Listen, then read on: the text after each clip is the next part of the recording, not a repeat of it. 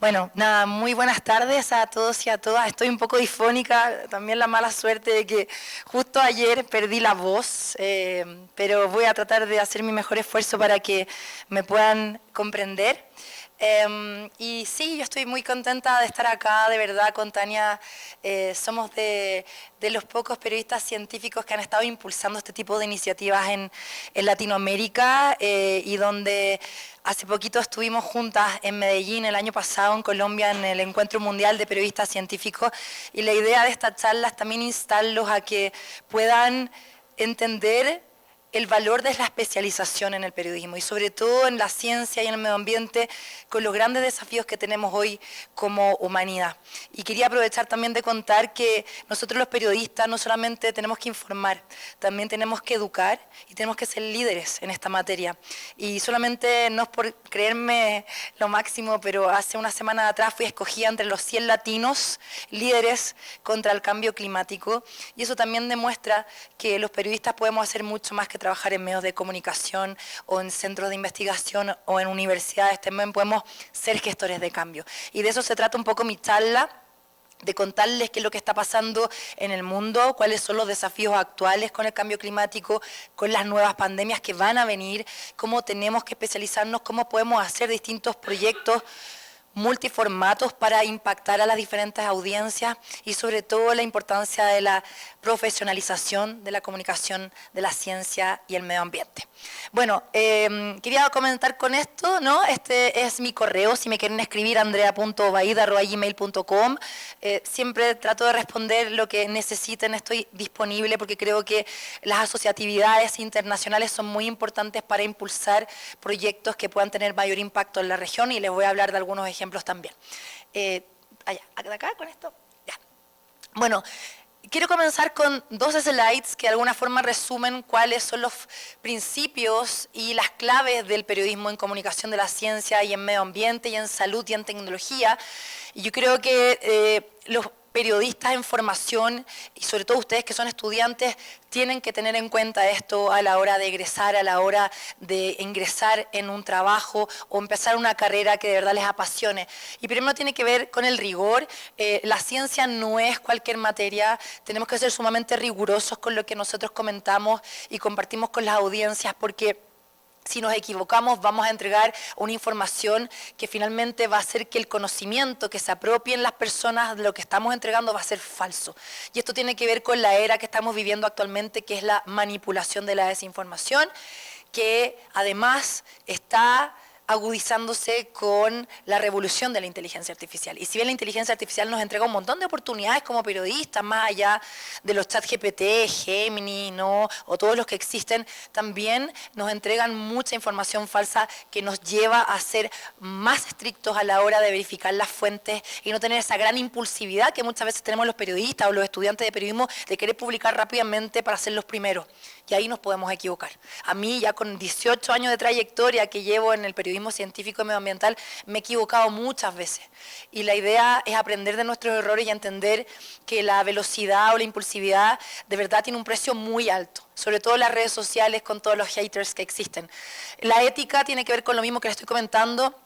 A veces, y les va a pasar cuando trabajen en medios de comunicación, vamos a tener la presión de nuestros editores, vamos a tener la presión de los directores de medios de comunicación que van a querer salir con la primera noticia porque eso va a hacer que vendan más periódicos o que tengan más visitas a las páginas web o más clics o más permanencia en la noticia y finalmente no es lo correcto. Una noticia que va a llegar con una información de una nueva terapia contra el cáncer y que está recientemente en un ensayo celular no es una noticia ética. Entonces también tenemos que ser cuidadosos con nuestra autoética, con nuestro autocuidado y entender que lo que nosotros estamos comunicando impacta muchísimo en la población, aunque no nos demos cuenta. Lo que hacemos tiene un impacto real.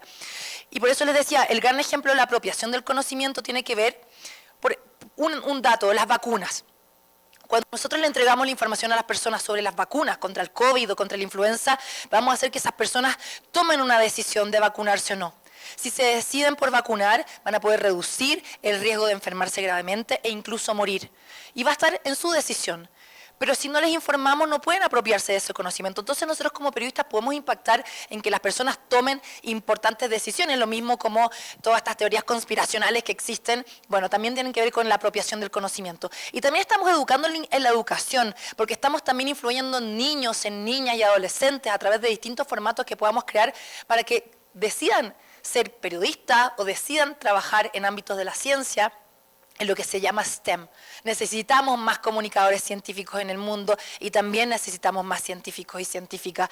Y nos lleva también a otra postura que tiene que ver con la equidad y la inclusión de género. Estamos en una sociedad que hace 5 años ha ido cambiando muy rápidamente, donde ni siquiera tenemos que cuestionarnos de que el lenguaje que usemos no puede dejar de lado a todas las comunidades. Tenemos que tener un lenguaje inclusivo, tenemos que tener una mirada de género, entendiendo sobre todo que todavía, por lo menos en Chile, el 25 al 30% de la participación femenina en ciencias, que es el porcentaje, es muy baja. Y todavía faltan muchas mujeres que se decían por carreras científicas o de ingeniería por miedo a no ser capaces de ser igual que los hombres, porque también los hombres disminuyen, no todos, no quiero generalizar para nada, pero también disminuyen la percepción que hay de las mujeres en estas carreras. Y acá mis otras dos también recomendaciones son la narrativa y formato. Importa mucho de qué formatos vamos a usar para comunicar ciencia o medio ambiente, cuáles van a ser las historias que queremos contar, entendiendo que estamos en una era de la revolución digital, donde tenemos las redes sociales, tenemos las plataformas web, nosotros podemos ser influencers en las redes sociales, nosotros podemos trabajar en comunidad con científicos que también sean influencers en algún proyecto. Y eso nos va a llevar a pensar en distintas audiencias. No solamente tenemos que pensar en una sola audiencia, sino que buscar nichos de audiencias que converjan y puedan generar mucha más visibilidad de lo que nosotros hacemos. Y un ejemplo de ello, y les voy a... Todavía no, que les voy a regalar después un libro a quien participe. Por ejemplo, este libro, Cocina Lab, Comer tiene su ciencia, es un ejemplo de colaboración entre científicos y periodistas. Yo hace muchos años tenía la idea de hacer un programa de televisión sobre todos los fenómenos físicos, químicos y biológicos que pasan cuando cocinamos. Por ejemplo, ¿por qué lloramos cuando picamos cebolla? ¿Por qué nos pica la lengua cuando comemos ají? ¿Por qué se infla el pan cuando lo ponemos al horno? A mí me encanta cocinar. Y todas las respuestas estaban en la ciencia. Entonces busqué a un científico experto en biología celular, y le dije, ¿por qué no hacemos un programa de televisión juntos? Y hicimos Cocina Lab, Comer tiene su ciencia, que se emitió en el Canal Nacional de Chile, con un éxito súper bueno, con mucho humor, explicando, ¿no?, cuando cocinamos qué cosas pasaban, íbamos también a terreno a buscar los alimentos, y con toda esa información que recabamos durante un año, que eran 1000 páginas de investigación, dijimos, no podemos hacer solamente un programa de tele, ¿por qué no hacemos otro producto o un subproducto, lo que se llama una vaca lechera? Perdonen los que son veganos, pero una vaca da muchos productos, ¿no? Leche, yogur, manjar o dulce de leche, mantequilla. Y cuando tenemos un buen producto, ya sea de ciencia o medio ambiente o de otras áreas del periodismo, podemos hacer subproductos que impacten a otras audiencias. Y así creamos este libro, Cocina Lab, Comer tiene su ciencia, también, que editamos con Editorial Planeta, y bueno, ya hemos vendido más de 2000 ejemplares, y hicimos un espacio de radio. Yo trabajo en radio, en una de las radios más importantes de Chile, Radio ADN, tengo un programa todos los días de ciencia, tecnología, salud y medio ambiente, y decidimos hacer un espacio en la radio. Entonces, como de una buena idea, de una buena asociatividad entre un periodista y un científico, logramos hacer una serie de televisión, que además, gracias a esta serie, yo me gané el premio más importante del mundo en comunicación de la ciencia, porque lo que valoró la Academia de Ciencia, Ingeniería y Medicina de los Estados Unidos, que fue un jurado muy importante, es que cómo podemos aterrizar, hacer una bajada con un lenguaje llano de temas quizás tan complejos, científicos, químicos y físicos que pasan en la cocina a un público general. Y donde la cotidianeidad, que es la cocina, es todo ciencia, pero podemos explicarla de una forma tan fascinante que después cuando cocinemos vamos a explicar todo lo que vamos a entender todo lo que nos pasa. Ya hicimos un libro, un programa de radio, bueno, y ahora tenemos un montón de otros proyectos, estamos haciendo talleres para niños y niñas en colegio, estamos también enseñándole a las personas a apasionarse por la ciencia y la cocina. Entonces, mi recomendación es que si tienen una buena idea, hagan sus productos, porque van a llegar a muchísimas más audiencias. Y quiero terminar con esta slide, con esta. Crear y emprender. Yo les quiero contar que yo fui periodista de medios toda mi vida, llegué a Radio Cooperativa, que es otra de las 3 radios nacionales que existen en Chile, después de haber hecho mi magíster en España, y tenía la idea de hacer un programa de radio. Y lo hice, me fue súper bien, Tecnociencia se llamaba, que después hice un programa de tele, hice una app, una web, hice estos libros de turismo científico, que me gané con Tania este budget o este fondo en el BID en México. Y me vieron como una amenaza, porque yo traía muchos sponsors a la radio y me echaron. Y yo dije, bueno, yo no me voy a quedar con esto, voy a decidir emprender. Y finalmente decidí hacer una productora de divulgación científica que se llama Neurona Group para crear mis propios proyectos de divulgación científica y buscar sponsors. Y así fue como decidí emprender en la comunicación de la ciencia y del medio ambiente. Entonces, también mi recomendación es que si a ustedes realmente les gusta esto, pueden encontrar un trabajo, un financiamiento, una forma de mantenerse económicamente a través de la comunicación de la ciencia o de otro proyecto que tengan de periodismo. Entonces, no solamente seamos como empleados, sino que también podamos ser emprendedores de la comunicación. Bueno, y ahora les voy a dar la siguiente. Estas son como las claves para crear una buena historia. Yo creo que el gancho de un éxito, no solamente en el periodismo científico, también en el periodismo judicial, deportivo o lo que sea, es hacer una buena historia. Y si no enganchaste a tu audiencia en los primeros 5 segundos, la perdiste. Y esa es la verdad. Estuve hace muy poco en un curso en el MIT, en el Instituto Tecnológico de Massachusetts, en Estados Unidos, con un premio Pulitzer, que se ganó el Pulitzer por una historia con el SIDA, con el VIH. Y una de las claves que rescato de lo que nos contó, que igual ya lo venía aplicando, son estas. Y les quiero contar que cualquier historia que creen, sobre todo en estos temas de ciencia y medio ambiente, que pueden ser muy áridos, es la emoción. ¿Cómo podemos enganchar a nuestra audiencia generando una emoción que se conecten con su infancia, que se conecten con un olor, que se conecten con un momento, con algo que los haga llorar, reír, recordar su infancia o su pasado o pensar en el futuro? Esa es la clave. Si no emocionas a tu audiencia, no vas a generar un cambio en un interés en tu historia. Y esto también nos lleva al humor. Yo creo que el humor es una excelente emoción que cuando estamos cantando quizás cosas áridas, como por ejemplo el libro de Ciencia y Cocina en el programa de tele, yo creo que lo más entretenido que teníamos con Alejandro Roth, que es mi partner en este proyecto, es que nos reíamos mucho, lo pasábamos muy bien. Y eso se transmitía en la cámara. O sea, no sé, hablábamos de por qué los tallarines no tienen que ponerse aceite, porque verdad no tiene ninguna ciencia poner aceite en el agua. Y teníamos que explicar qué pasaba cuando estaban al dente o no. Entonces tirábamos los tallarines contra el refrigerador y si se pegaban eran porque estaban al dente, si se caían no. Entonces esas cosas eran muy divertidas. Entonces también los invito a que usen mucho su humor en la historia, puede ser en la radio, en la tele, online, en las redes sociales, en medios escritos. El humor es una muy buena forma para contar. Y también tiene que ver con el timeline. No siempre los timelines o las formas que contamos las historias tienen que ser lineales. Podemos partir con el final, podemos partir con un suceso, con una cifra, con un momento, y podemos contar la historia de distintas maneras. Entonces no nos quedemos con las formas tradicionales, porque creo que el gran desafío que tenemos los periodistas ahora, sobre todo con la inteligencia artificial, es cómo las narrativas tienen que ser distintas. También cómo tenemos que usar las nuevas tecnologías para las narrativas, como es la realidad virtual, la realidad aumentada, el metaverso. Otra historia que les quiero contar, hicimos un programa de televisión muy lindo con un astrónomo muy famoso en Chile y lo convertimos en un personaje animado, se llama El Cosmos del Profe Massa, para enseñarle a los niños y niñas sobre astronomía. Y fue un éxito súper bueno, nos fue muy bien. Y también dijimos, ¿por qué no usamos las nuevas tecnologías para enseñar astronomía en los colegios? Que Chile, siendo potencia mundial en la astronomía, no tiene una malla curricular de astronomía.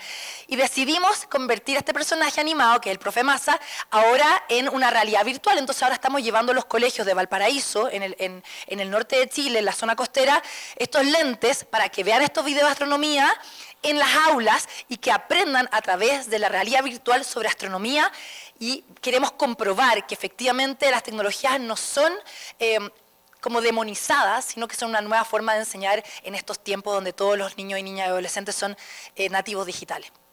Y por eso voy con esta otra lámina que es la visual, o sea, cómo todos los recursos audiovisuales que tengamos pueden ser mucho más atractivos para atraer a las personas, por ejemplo, las redes sociales, los reels que usemos, ¿no? Gráficas, cifras, apoyos, música, subtítulos, todo eso va a hacer que podamos tener mucho más audiencia a los distintos públicos que queramos llegar, entendiendo, por ejemplo, que las personas los reels los ven muchas veces en silencio y necesitamos subtitular y que además los subtítulos son parte de la inclusión. El lenguaje, como ya les había dicho, tenemos que tener un lenguaje llano, que llega a distintas audiencias, sobre todo si nos metemos en ciencia y medio ambiente, tiene que ser de todas maneras algo que sea más simple de entender. Y los personajes no solamente tienen que ser una persona, los personajes pueden ser una cosa, un lugar, un animal. La otra vez fui al salón de belleza, a la peluquería, y vi unas cajas que estaban así como apiladas. Entonces le pregunto a la persona que atiende en la peluquería, ¿para qué son estas cajas? Y me dice, no, que lo que pasa es que los clientes que se cortan el pelo dejan el pelo en las cajas y se los lleva una empresa que se llama Petropelo, porque el pelo está siendo usado en los océanos y en los ríos de Chile para limpiar el aceite o los derrames de petróleo. Porque la queratina que tiene el pelo absorbe el petróleo. Y dije, wow, tremenda historia. Tu pelo puede salvar el planeta. Entonces, podemos entender que claramente una cosa como es el pelo, que a lo mejor nadie imaginaría, puede ser una tremenda historia para contar del impacto ambiental que podemos tener todos al decidir donar nuestro pelo para salvar nuestro planeta y limpiar los ríos y los océanos, no solamente de Chile, sino que del mundo. La próxima. Estamos en un momento único en la historia de la humanidad y que quizás no se va a repetir, donde tenemos todas las crisis juntas y es el momento ahora de ser estos gestores de cambio, de hacer comunicación de la ciencia, de medio ambiente y salud. Es una tremenda oportunidad para especializarse. Tenemos la crisis climática, la pérdida de biodiversidad. Recién fue la COP16 en Cali, en Colombia, para llegar a acuerdos internacionales en cuidar nuestros sistemas marinos y también terrestres, aéreos. Estamos en pandemia, estuvimos el COVID-19, estuvo hace poco el Mpox, viruela del mono, vamos a tener también mañana una charla al respecto. Van a haber muchas más pandemias, estamos en una sequía enorme que ya vamos a ver varias imágenes al respecto, se está viviendo acá en Ecuador, ¿no? Con el racionamiento eléctrico. En Chile tenemos una sequía hace 14 años. Y estamos también en la revolución de la inteligencia artificial. Entonces, aprovechemos esta oportunidad, además con la manipulación de la desinformación, en que tenemos muchas cosas que hacer y de verdad yo los quiero motivar a que se metan en estas áreas que les pueden de verdad brindar muchísimos frutos en su carrera. Yo llevo 18 años trabajando en comunicación de la ciencia, hice mi magíster en España el 2006 y les puedo decir que recién ahora, no los quiero defraudar ni frustrar ni nada, pero recién ahora me di cuenta de que todo el trabajo que había hecho, tocando puertas en todos los medios de comunicación, que todos me cerraban la puerta en la cara y me decían, Andrea, estás loca, a nadie le importa la ciencia, a nadie le importa el medio ambiente, esos son temas de nicho, de verdad, next. Yo seguí y logré abrir mucho espacio en los medios de comunicación. Y recién ahora, este año, he tenido muchos reconocimientos internacionales por el trabajo. Entonces, yo les quiero decir, es lento, es frustrante, van a tener muchas piedras en el camino, pero van a tener su recompensa. ¿Saben por qué? Porque entre hacer y no hacer algo está la conciencia. Y es mejor dormir tranquilo que no hacer absolutamente nada por nuestro planeta y por nuestra sociedad. Siguiente. Les quiero mostrar algunas cosas. No sé cuál es la realidad de Ecuador. Con Tania hemos estado compartiendo algunas cosas, pero creo que hay muchas oportunidades. En Chile les quiero contar que todos los medios de comunicación tienen espacios para la ciencia, la tecnología y el medio ambiente y la salud. Todos. Periódicos, podcasts, radio, televisión. Este año creo que ha sido el mayor impacto porque los editores y los directores también le dieron el valor a lo que está pasando y que era necesario informar, educar y prevenir a la educación. Acá algunas portadas que nunca antes habían visto. Este es el diario más popular de Chile, las últimas noticias, y vimos que la pandemia y de ahí en adelante, que fue una tremenda oportunidad la pandemia, más allá de la crisis y todos los muertos que nos dejó, y es cierto, nos dio una oportunidad enorme a los medios de comunicación de posicionar por primera vez en la historia tantos temas de ciencia y tecnología y medio ambiente. Este es otro, el diario más leído también de Chile, más para empresarios, El Mercurio, también con portadas sobre temas de ciencia y tecnología, y así suma y sigue, ¿ya? Y cada vez más hay medios que se están especializando en esto, y además en Chile tenemos grandes iniciativas internacionales, tenemos Congreso Futuro, ojalá algún día puedan ir a Chile, que se hace en enero, que es el evento internacional más importante de Latinoamérica, donde a Chile vienen los premios Nobel, los premios nacionales a contar sus historias. Está también el Festival Puerto Ideas en las regiones de Antofagasta, Biobío y Valparaíso, en los tres, en zona norte, centro y sur, también con científicos y científicas que vienen de otros países a contar su historia. Vamos a hacer ahora el 12 y 13 de diciembre en Valparaíso el Encuentro Nacional de Divulgadores Científicos, donde hay 170 ponencias. Imagínense, todas las universidades del país van a ir a exponer sus trabajos. O sea, las universidades están formando a científicos y están formando a periodistas a enseñarles que tienen que hacer alianzas y que los científicos tienen que sacar su conocimiento del laboratorio. ¿Para qué sirve publicarlo en papers o guardarlo si nadie los va a leer? La sociedad no los va a leer. Siguiente. Bueno, y acá les quiero dar algunos ejemplos de lo que está pasando, porque lamentablemente hay muchos medios de comunicación que tienen credibilidad, que están publicando noticias falsas. Entonces nosotros como periodistas, ustedes como estudiantes de periodismo, por favor, sean capaces de verificar las fuentes, de leer los papers, de buscar la información antes de publicar, aunque tengan la presión de sus editores, porque se van a equivocar. La otra vez me pasó que fui a dar una charla a una universidad, un curso de formación en la Universidad Austral de Chile, en Valdivia, y era un curso de especialización en periodismo medioambiental. Y mi tarea era hacer una charlista, yo les explicaba lo que hacía y los estudiantes tenían que hacer un trabajo sobre mi perfil. Y la profesora llega y me dice, Andrea, te quiero mostrar este proyecto que hicieron uno de los estudiantes y quiero que revises si está bien la información que entregaron de ti. La leo. Obviamente estaba escrita con ChatGPT, porque el lenguaje era totalmente ChatGPT. El ChatGPT, para que tengan ojo, es súper exagerado con las palabras que usa y de verdad muy falso porque nadie escribe así. Y había inventado este estudiante que yo era una periodista judicial, que me había ganado no sé cuántos premios por casos de corrupción, que yo había trabajado en el diario El Mercurio, que nunca fue. O sea, una cantidad de mentiras. Y yo le dije a la Susan, que era la profesora, le dije, ¿cómo un estudiante puede tener el descaro de entregarte este proyecto sobre mi vida que yo expuse? O sea, primero no estuvo escuchando o estaba ahí, no sé, viendo cualquier cosa, y después buscó la información en ChatGPT, que obviamente tiene un montón de sesgos, la IA se equivoca un montón, que por eso también no hay que fiarse lo que dice la IA.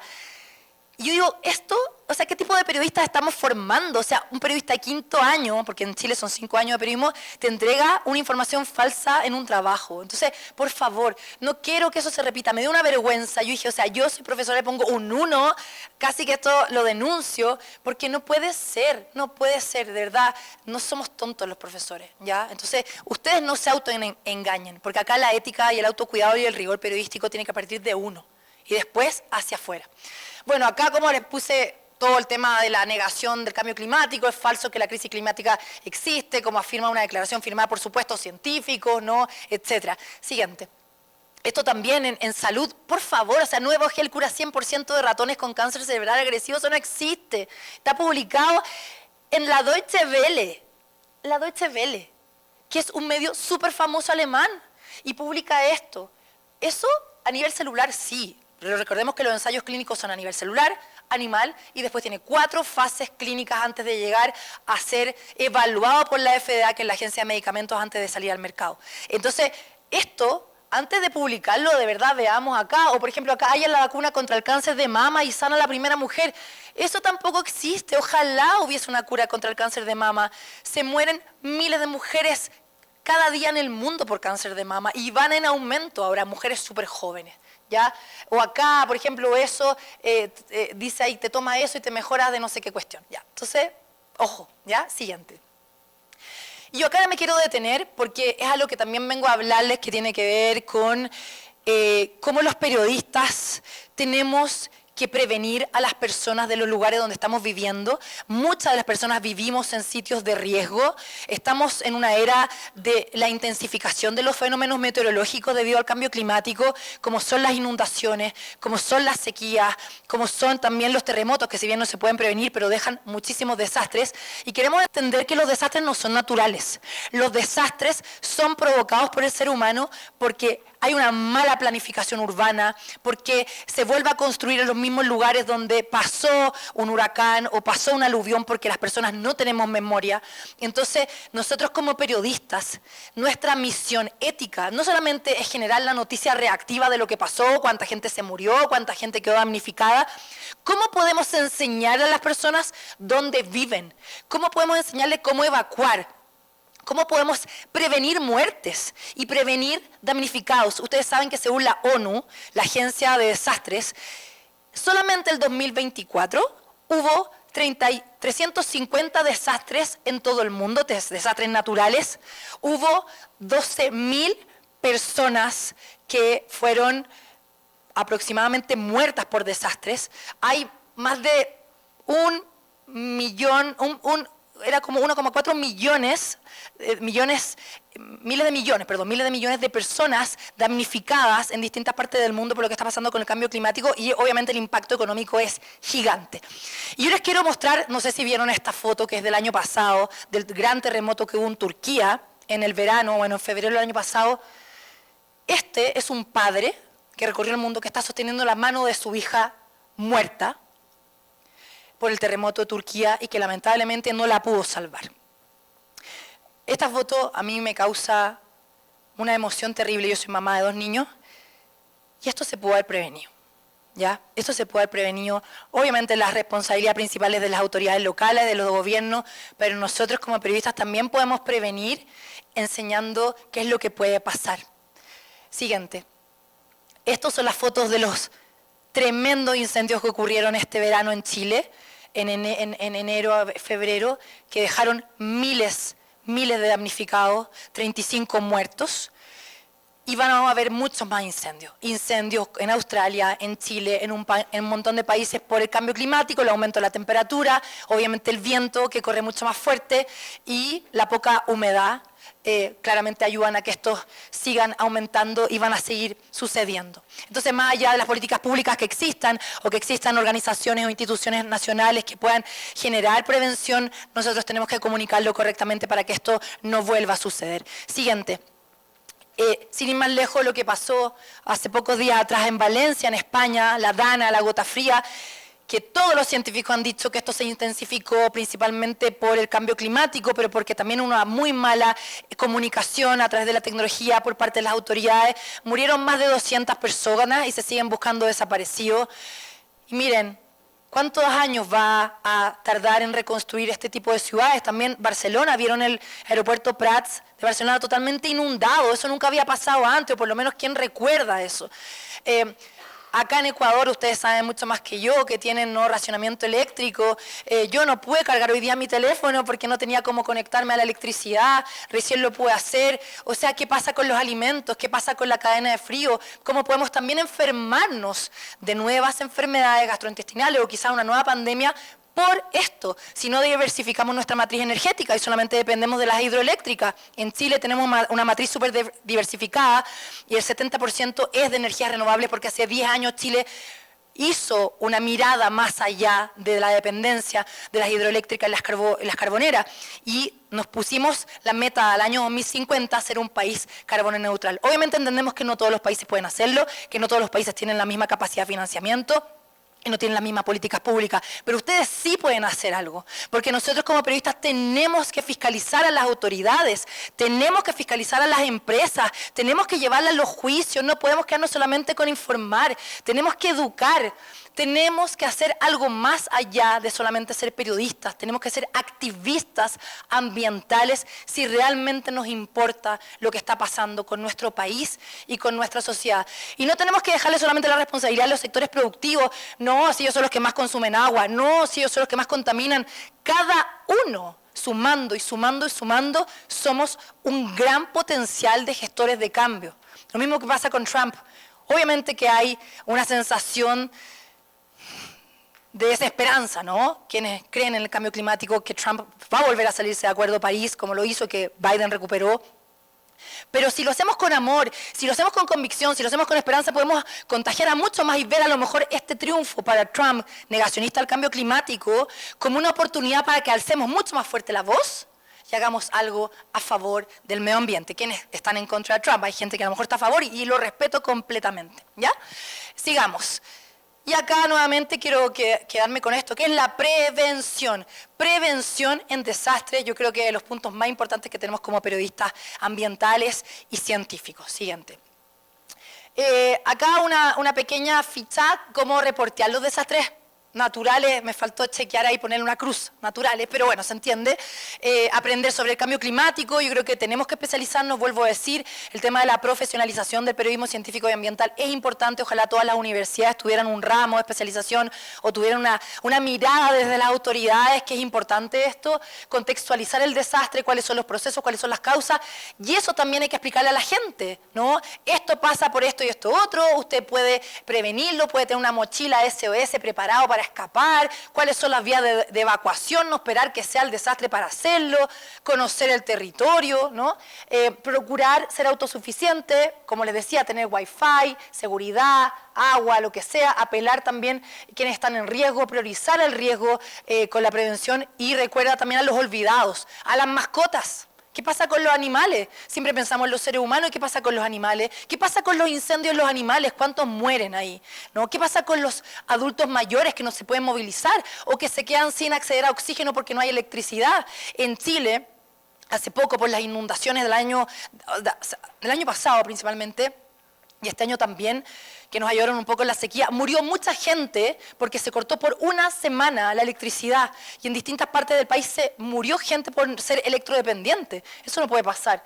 Entonces también recordemos a los olvidados y busquemos noticias o forma de educar a esos públicos chiquititos que no siempre tienen espacio. Y esto, que lo hemos hablado todo el rato, no espectacular, no especular, no ser sensacionalista, no buscar solamente la parte reactiva, siempre lo anterior a que pase, que es lo que le criticamos a las autoridades. Son reactivas y no preventivas. Bueno, ¿y nosotros qué hacemos? Siguiente. Y esto a mí me importa muchísimo porque también los periodistas tenemos que mirar los objetivos de desarrollo sostenible. La ONU propuso estos objetivos, los 17 ODS al año 2030, que no solamente las empresas tienen que cumplir, no solamente los gobiernos tienen que cumplir, nosotros también tenemos que cumplir. Y les quiero contar que en Chile hicimos un programa de televisión muy lindo que se llama Hackathon del Futuro, donde participaron 16 jóvenes emprendedores y tenían que hacer prototipos e ideas asociados a los ODS. Yo fui jurado de este programa que está al aire en Televisión Nacional de Chile. Y es increíble cómo los jóvenes son los que tienen las mayores ideas, la mayor pasión, que crean unas ideas increíbles, no sé, por ejemplo, para la inclusividad de los adultos mayores en la tecnología, o para que las mujeres cuidadoras tuvieran acceso al trabajo, porque obviamente si cuidan a personas no pueden trabajar, o cómo reutilizar los paneles solares cuando quedan obsoletos, en desuso, o tienen un daño, tantas cosas que hay por hacer. Entonces, también recordemos que están los objetivos de desarrollo sostenible, fin a la pobreza, hambre cero, salud y bienestar, acción por el clima, vida submarina, vida de los ecosistemas terrestres, ¿no? Energía accesible y no contaminante, paz, igualdad, educación. Todo eso nos va a hacer una sociedad mucho, mucho mejor. Siguiente.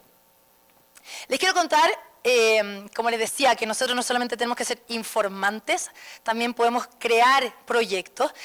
En el año 2011, yo con mi productora Neurona Group y con mi socio Cristian Campos, que era mi novio en ese momento, ahora seguimos trabajando juntos, aunque ya no somos novios, pero seguimos en esta asociatividad a pesar de las separaciones, que son muy buenos, buscar buenos socios. Estábamos, me acuerdo, en la piscina y estábamos pensando, ¿qué podemos hacer para educar a los niños y niñas sobre el tema medioambiental y que no solo sean nativos digitales, sino que sean nativos ecológicos? Y creamos una campaña de educación ambiental que se llama Salva la Tierra, la solución está en ti, y buscamos financiamiento. Obviamente nadie nos creía porque esto era una campaña ciudadana, que nadie sabía de qué se iba a tratar, y conseguimos el financiamiento de 7 sponsors que estaban asociados a temas medioambientales, que eso también es muy importante, financiar sus proyectos. Una distribuidora de agua, una Transelec que transmitía energía, no sé, un retail de temas medioambientales o que vendía productos medioambientales, también una empresa de gas natural, etcétera. Y hicimos primero partimos con videos cortos que emitimos en los cines antes de las películas, en el canal del Metro de Santiago, en algunos programas de televisión como Nat Geo, Fox, canales nacionales también. En el microprograma. Y después dijimos, bueno, sigamos haciendo más cosas, creamos esta exposición de gráficas que recorrieron las 30 estaciones del Metro de Santiago, que eran muy simples. Eran 15 temáticas, escasez de agua, conciencia ambiental, contaminación del aire. Poníamos cuál era el problema y cómo tú podías ayudar. Bueno, fuimos creciendo y decidimos hacer una feria en colegios. Buscamos recursos de los gobiernos regionales, nos ganamos un fondo millonario y terminamos recorriendo 1000 colegios de todo Chile.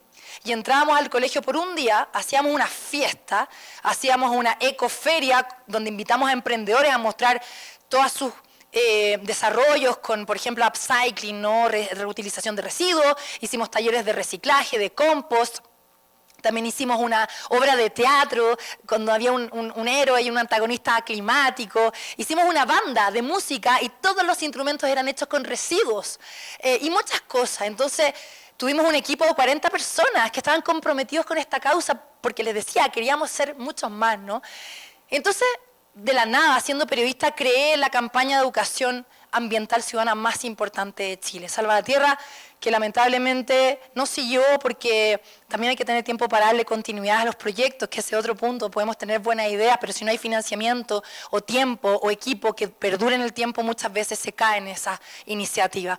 Pero hicimos videos, hicimos exposición de fotos, hicimos estos eventos, estuvimos en un montón de ciudades de todo Chile, congregamos a empresas que estaban interesadas en apoyar en el año 2011, imagínense cómo está ahora el tema de las empresas, y esas mismas empresas, imagínense, del año 2011 siguen apoyándome en todos los proyectos que hago, y son las empresas que me financian mi programa de radio durante todo el año. Entonces, cuando uno hace una buena alianza con una empresa, empresas que obviamente no tengan conflicto de interés, porque eso también hay que elegirlo o ceder, se los dejo a su criterio, podemos tener financiamientos por largos tiempos de nuestros proyectos si nosotros somos rigurosos, si nosotros los incluimos, si nosotros vemos un buen plan de negocio que finalmente sea un win-win. Ganan ellos y también gano yo. Siguiente.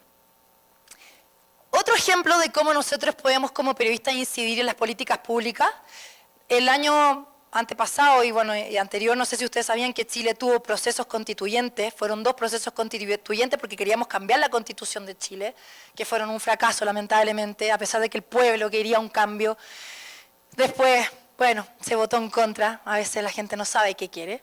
Pero lo que quiero contarle es que nosotros estuvimos a punto de tener una constitución ecológica, que iba a ser la primera constitución ecológica de Latinoamérica. Bueno, Costa Rica también, pero más de la zona sudamericana. Y nosotros trabajamos con el sistema de conocimientos, que era una de las líneas que trabajaba en integrar a la nueva Constitución temas científicos y medioambientales. Y nosotros como ACHIPEC, como la Asociación Chilena de Periodistas y Profesionales para la Comunicación de la Ciencia, que es la asociación más antigua de Latinoamérica, tiene 48 años, tiene 160 socios, no solo periodistas y también científicos, trabajamos y logramos incluir en las 2 propuestas de nueva Constitución que la ciencia fuera un derecho, que la cultura científica, la educación científica fuera un derecho garantizado por el Estado de Chile. Entonces, a lo que voy yo, que nosotros más allá de informar, logramos incluir estos temas en la Constitución de Chile y trabajamos constantemente con el Senado de nuestro país. Nosotros como ACHIPEC participamos todos los lunes en las sesiones de la Comisión Futuro del Senado de Chile e incidimos en los proyectos de ley que se presentan. Yo participé en el proyecto de ley marco de ciberseguridad, en la submesa de desinformación, que ahora es ley, es la ley marco de ciberseguridad de nuestro país. Entonces, nuevamente los quiero instar y motivar a que no solamente informemos y eduquemos, también podemos ser parte de políticas públicas y de leyes. No sé cómo es acá en Ecuador, pero por lo menos nosotros abrimos estas instancias, golpeamos mesas, golpeamos puertas y logramos tener un espacio también en el Congreso de Chile. Siguiente. Bueno, este es el deber del Estado, el sistema de conocimiento, ciencia y tecnología, cultura, arte y patrimonio. También la cultura y el patrimonio, ciencia y tecnología, fueron los que, ahí estaban las sesiones de la Convención Constitucional, donde se votó esto y terminamos siendo parte de estos 2 borradores que fueron rechazados y que ahora mantenemos la misma Constitución del 82 que creó Pinochet y que después mejoró Ricardo Lagos. Sigamos. A la siguiente, por favor. Bueno, muy corto, también estamos participando en la Estrategia Nacional de Ciencia y Tecnología en nuestro país. La está liderando el Consejo Nacional de CTCI de la Presidencia de Chile y nosotros como HIPEC estamos trabajando en esta estrategia y dentro de, es un proceso de participación ciudadana donde están todas las ONG, las universidades, también obviamente las asociaciones de medios o de periodistas científicos, los hubs o centros de transferencia tecnológica de todas las zonas del país y estamos trabajando dentro de esa macroestrategia nacional en una estrategia de comunicación pública de la ciencia. Y tiene estas tres patas, por eso voy, que podemos hacer muchas más cosas, más allá de trabajar en medios o en centros de investigación, que tiene un rol público y privado. Queremos que haya más formación de periodistas y de científicos en las universidades en torno a la comunicación de la ciencia y el medio ambiente, haya más plata para financiamiento de proyectos, porque solamente hay un superfondo del Ministerio de Ciencia, pero que no alcanza para todos, es muy poco y hay que recurrir a los sponsors. Todos mis proyectos siempre han sido financiados por el sector privado, nunca público. Que la comunidad científica sea mucho más activa, que se conviertan en divulgadores y el rol de los medios, que haya más espacios de los que ya hay, que hayan oportunidades no solo para periodistas, también para científicos que quieren dar un giro en su carrera, salir del laboratorio y publicar ahora información más allá de los papers y la descentralización, o sea, no solamente en Santiago, sino que en todos los lugares de Chile y también de Latinoamérica. Estamos trabajando en una red iberoamericana de periodismo científico que está liderando México y Colombia, la Leida Rueda de México y la Jimena Serrano de Colombia. Estamos trabajando con los presidentes de las asociaciones latinas de periodismo científico para también fortalecer la comunicación científica y medioambiental de Latinoamérica. Siguiente. Bueno, ya para ir cerrando los desafíos de la comunicación de la ciencia en Chile y en general en la región. Siguiente. La formación, esto muy corto, es un estudio que se hizo el 2017 que demuestra que no hay ni cursos de pregrado ni de posgrado en periodismo para especializarse en ciencia, tecnología y medio ambiente. El 54% declaró no haber tenido un pregrado en comunicación científica, el 48% de las universidades ofrece algún diplomado. En Chile ahora estamos mucho mejor, varias universidades tienen diplomados, pero no hay máster. El 6% cuenta con un pregrado, hay que irse a otros países, Estados Unidos, España, Brasil, Colombia abrió uno, en Chile también hay, para especializarse, lo que hice yo, y no existen periodistas con formación adecuada. Lo que nos ha pasado es que la mayoría de los periodistas científicos que cubren temas de salud o medio ambiente son como que están en prensa y los mandan a cubrir estos temas, ¿no? Entonces sigue siendo como que somos un mar de conocimiento con 1 centímetro de profundidad. Bueno, yo por lo menos siento que tengo 1 metro de profundidad después de haberme especializado. Entonces también tratemos de buscar esos nichos que son ahora unas tremendas oportunidades. Siguiente. Esta es la lámina que más me encanta, porque miren esta pregunta: ¿por qué nos sentimos nuestra sangre? ¿Cómo se hizo el aire? ¿Qué pasaría si nadie muriera? ¿Duele crecer? ¿Cómo se hace la leche materna? ¿Son los virus como los extraterrestres? ¿O por qué nací hombre o no mujer? Me la hizo mi hijo de 6 años. Esas son las preguntas que se hacen los niños. Son los que tienen la mayor curiosidad científica. ¿Qué pasa con los adultos? ¿Por qué nos dejamos de hacer esas preguntas? ¿Por qué nos olvidamos de que en algún momento también fuimos niños? Entonces yo quiero invitarlos a que se conecten con ese niño o niña que fueron, que se hagan estas preguntas. Y estas preguntas los van a llevar a hacer grandes proyectos de divulgación científica y medioambiental. De las preguntas sale la respuesta y de esa respuesta vienen más preguntas. Y ¿saben lo que también es muy bonito y que falta? Es que todos nuestros proyectos, nuestra mirada es muy adultocentrista. Los niños también necesitan estos contenidos, porque son los ávidos de conocimiento y son las nuevas generaciones que nos van a hacer mejorar como sociedad.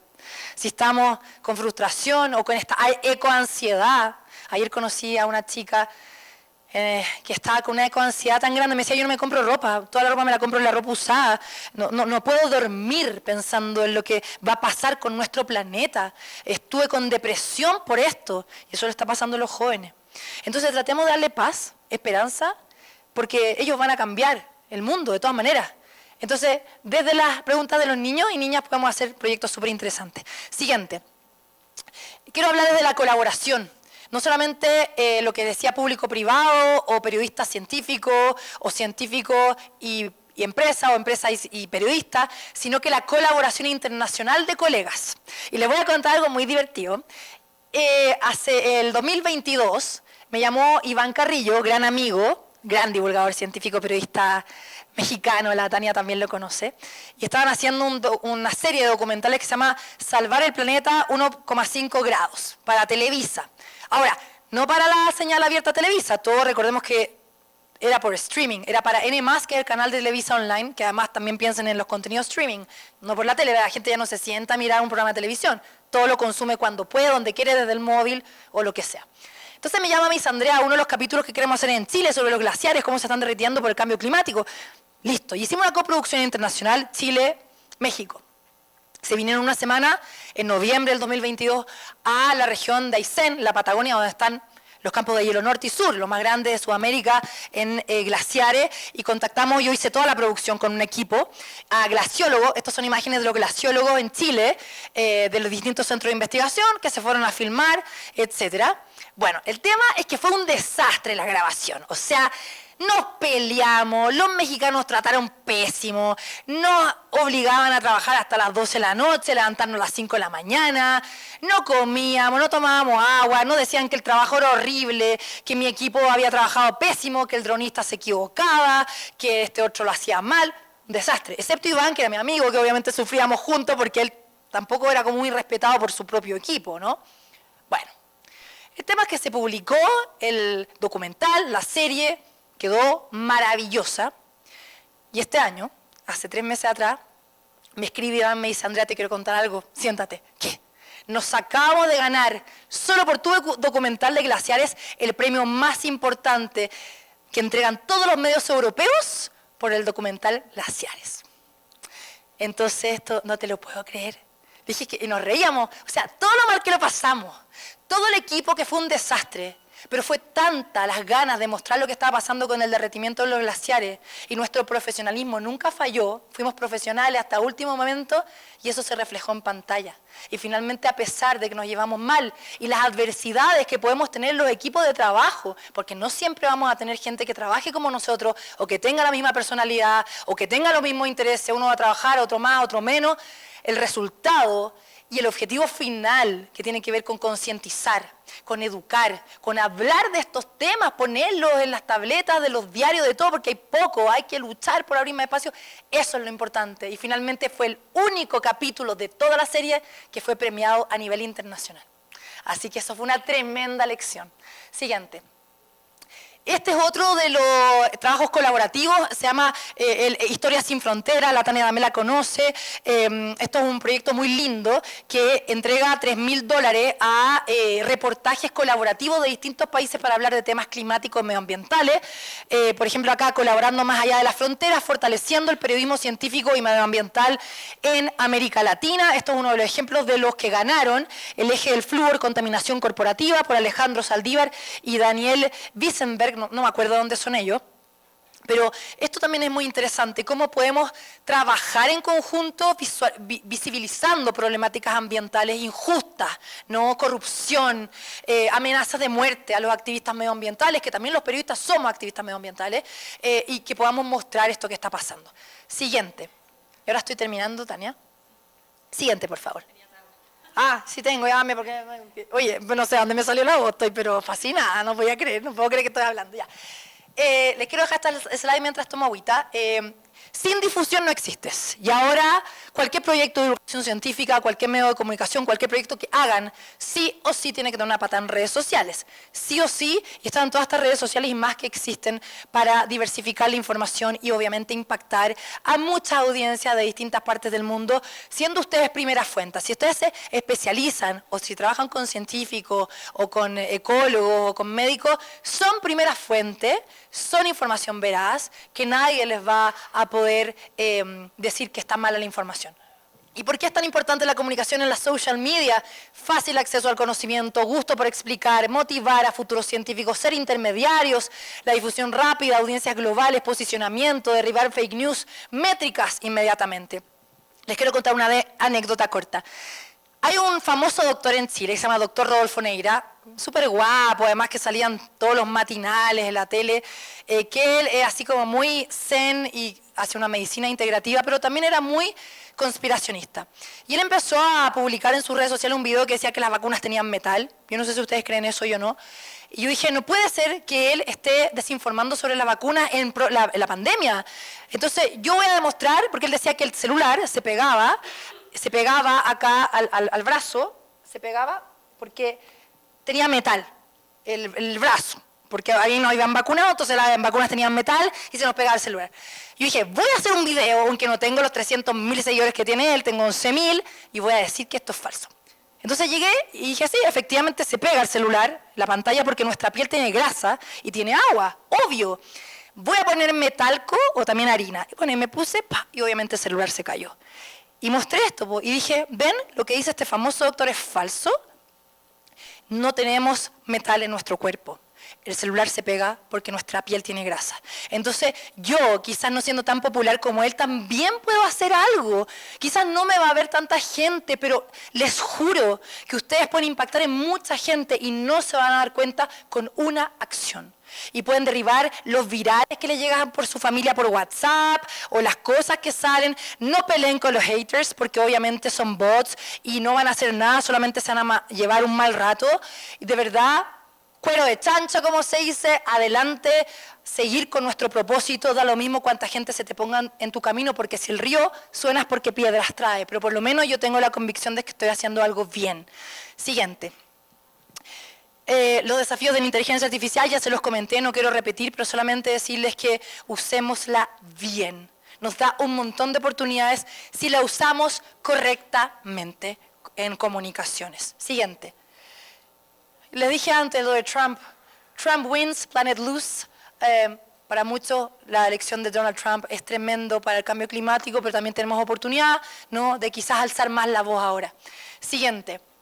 Y me encanta esta diapositiva. We can't fix the climate crisis with resilience. Act on climate now. No podemos arreglar la crisis climática con resiliencia. No podemos actuar cuando ya está la gente inundada, cuando ya está la gente muerta, cuando ya está la gente desaparecida. Esto tenemos que evitarlo y lo podemos hacer como periodistas. Siguiente. Confiar. Esto me encanta porque tenemos que confiar en nosotros. Tenemos que confiar que somos capaces, tenemos que confiar en nuestros equipos, tenemos que confiar en el futuro y verlo con esperanza, tenemos que confiar en las empresas que sí quieren aportar y no quieren hacer solo greenwash, tenemos que confiar en las autoridades cuando vemos que están haciendo cosas buenas y también en la asociatividad del científico y el periodista. Podemos hacer tremendas cosas con esa asociatividad, confiar. Y para terminar, quiero terminar con esta frase, Carl Sagan o Carl Sagan, como quieran, para mí, gran divulgador científico, astrónomo, físico, que nos dejó muchas lecciones. La imaginación frecuentemente nos va a llevar a mundos que jamás fueron, pero sin ella no iremos a ningún lado. Quiero instarlo, terminando mi charla, sean creativos, sean innovadores, busquen formatos distintos, narrativas que llamen la atención, busquen la emoción. Busquen el humor, busquen ser ustedes, naturales, busquen conectar con la gente, lloren cuando algo feo pasa en el mundo, conéctense con ustedes y realmente van a lograr grandes cosas. Muchas gracias. No sé si regalar un libro.